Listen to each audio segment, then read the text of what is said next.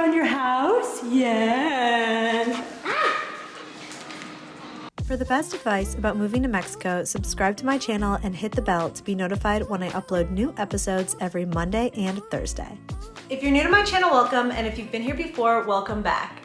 My name is Alex, and I moved to Mexico from the US in 2017. I've called Querétaro home ever since. For the last 10 days, oh my gosh, going on 2 weeks now, I have been in Guadalajara visiting friends, visiting my dear friend Louise, who has called the city home since... For like 4 months now. For 4 months now. And she has graciously agreed to do a little apartment tour and just to talk about finding an apartment in Guadalajara, what that process was like for her and her partner, and I guess take it away, Louise. Tell us a little bit about yourself. Reintroduce yourself, because Louise also did an apartment tour with me when she was living in Querétaro. So yeah, remind everyone who you are. Yeah, so I'm originally from Toronto, Canada. I've been living in Mexico for about 1.5 years now. When I moved here, I lived in Querétaro for a year. That's where we met. And now I moved to Guadalajara. I moved here at the end of December, and I've been living here for about 4 months now.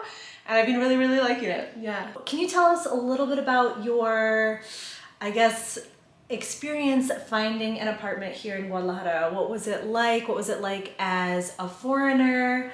Tell us everything. Sure, okay. I think it was a little bit harder, definitely, than finding an apartment in Querétaro. So okay, in Querétaro, yeah, definitely. Like in Querétaro, we found a place on Airbnb. It was totally furnished, everything was included. We basically just moved in. We didn't have to sign a contract or anything. It was really easy. In Guadalajara, it was a lot harder. So I ended up looking at maybe like 20, 25 places. Oh my God. It was a lot. It took me about a month, like maybe a little more than a month to find a place. And I think it was just harder because there was a lot more competition. So there was a lot more people looking for apartments. We would find an apartment that we liked, and then it would get snatched up in like a week or less. They were just a lot more difficult about like paperwork. So we needed a fiador. We needed to prove financial records for months back. We needed like references. So I think just like the requirements were a lot higher, and it was just much more competitive, I found. So it was kind of stressful in the beginning finding an apartment, but I'm really happy with what we found. All in all, how long would you say your apartment hunt took you? I would say from start to finish, like probably 6 weeks or so. From like starting to look for places to like fully having a place to move into. I've been poking around Viva Nuncios a little bit myself just to kind of get an idea of what's out there on the market and prices as well for the different neighborhoods. But in addition to Viva Nuncios, what other websites would you recommend people check out just to get an idea of what's available for the rental market here in Guadalajara? I would say Viva Nuncios is really good. Segunda Mano is also another really good one. Also Facebook Marketplace, that's where I found this place. Facebook Marketplace! Yeah, there's so many posts, and they're updated like almost daily, so it's a really good place to check. I wanted to ask about the fiador. So since you don't know, or you didn't know anyone when you moved to Guadalajara, how did you and your partner go about, I guess, meeting that requirement? So for us, it was a little tricky. Initially, we tried to ask like some contacts that we had if they would be our fiador, but it just didn't work. It didn't work in the end. Like it didn't pull through. So at the end, we found a fiador that like offered that service. So we were able to pay them to be our fiador. And I think we paid them like a certain percentage of our monthly rent, and then they were our fiador. But the requirement was that they needed to have property in Guadalajara, so they had to do a whole investigation, which also took like a week or so. So it was kind of a long process in the end. Okay, and was that a one-time fee that you paid? Yeah, okay. It was a one-time fee. Now, when you lived in Querétaro, you had a furnished place. It was a place that you found on Airbnb, but when you moved here to Guadalajara, this place that you found, it was in a location that you liked, but it was completely empty. It's true. So how did you go about furnishing your home here in Guadalajara, and what kind of tips do you have for people looking to do the same? So yeah, you're right. Our place was completely unfurnished. It didn't even have appliances. It didn't have a dishwasher. It didn't have anything. Oh, wow. So it was a bit overwhelming in the beginning because I moved in and there was like nothing. But we were able to furnish it, like I would say within like 2 weeks probably. And we found almost everything used. So I really looked a lot on Facebook Marketplace, Segunda Mano, and then there's some other like websites that have used things in Mexico. And I was able to find almost everything I would say on there, like furniture, appliances, anything. The majority of it we either got delivered to us, so we just hired someone to deliver it, or it included delivery even. The person came and dropped it off for us, so it was great. Don't worry, Louise has promised to give us a tour of her apartment. We're also gonna get into how much she pays for rent and what the different utilities are here. But before we do all of that, I was hoping that you would share some general advice, general information. What do foreigners looking to rent in Guadalajara need to know? Okay, a few things I think foreigners should definitely know is that it's hard to find your own apartment if you're not willing to commit to a year-long lease, like minimum a year, I would say. If you're looking for something shorter term, probably Airbnb is your best bet, or subletting. What about neighborhoods? Kind of what are the popular neighborhoods, and what did you take into consideration neighborhood-wise?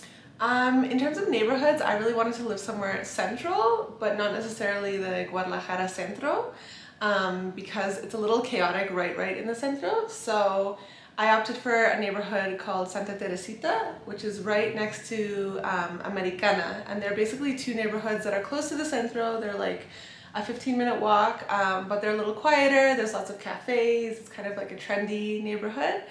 And I chose that just because I love to walk everywhere, I love to bike everywhere, and I work from home, so it's easy for me to kind of do everything in my neighborhood. I don't really have to leave to do anything if I don't need to.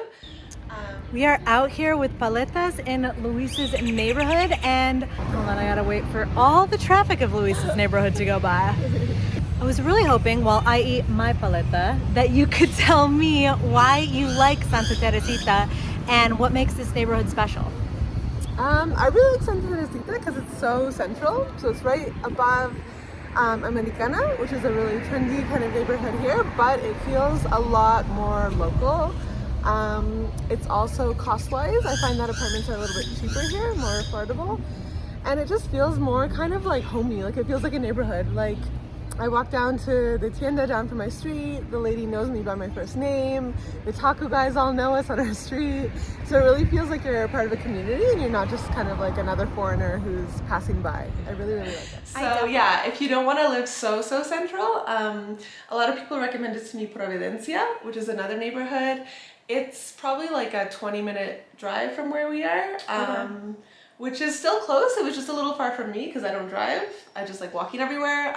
But a benefit from that neighborhood is there's lots of parks, there's lots of green space, there's dog parks. It's more of like a family neighborhood. And it's a little less chaotic. Like we're right in the middle of it all. There it's a little bit more peaceful. And I know a lot of foreigners also like to live up there or in other similar neighborhoods that are a little bit further up. I know you want to know how much Louise pays for her apartment, and give us the numbers. Let's start with utilities.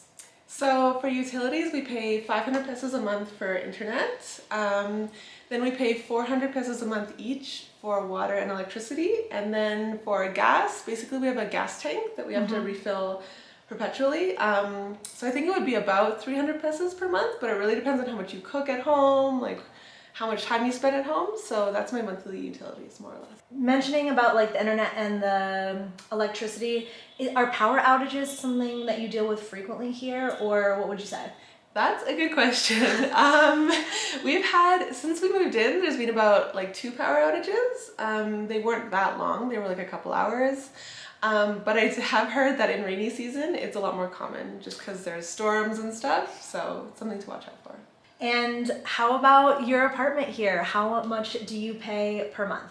So we pay 12,000 pesos per month. That doesn't include anything, that's just rent, and our apartment is 3 bedrooms technically. Let's have a look at what 12,000 pesos per month gets you in Guadalajara, Mexico.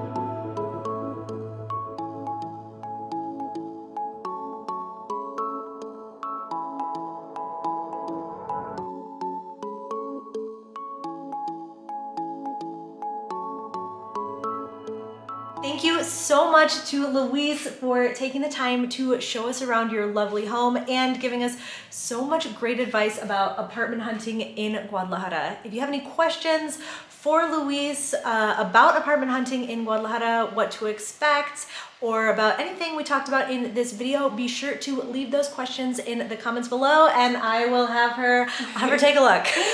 I'm Alex from backpackingbrunette.com. Thanks for watching.